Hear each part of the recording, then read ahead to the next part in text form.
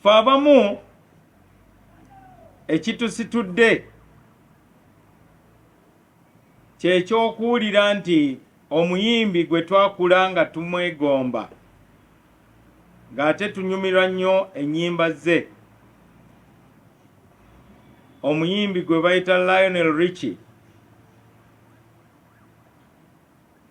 ayinza okulabika eggulu mu Gwomukaaga omwaka guno. Omuyimbi nga Sister Slade n'abalala bangi nnyo bayitiddwa. Bano abagenyi baffe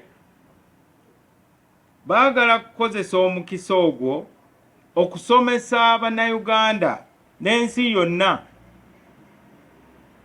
ku bizibu bye twereetedde ng'abantu okwonoona ebitonde by'ensi, ekituleetedde oluusi akasana okuba akangi oba n'enkuba okuyitirira, kye bayita climate change.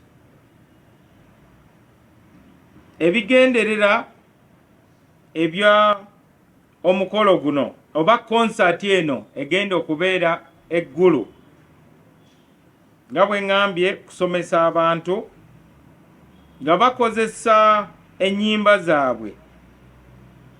Ekyokubiri, okuyambako abasuubuzi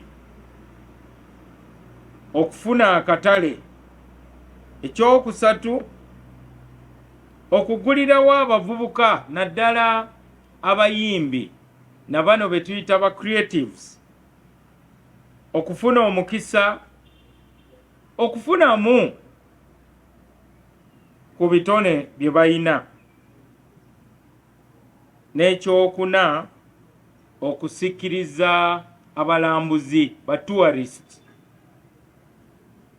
Tusuubira nti abantu 25,000 bajja kwetaba mu konsaati eno, era tumanyi nti yegenda okubeera konsaati ennene ennyo eyali ebaddeko mu mambuka ga Uganda naddala eggulu.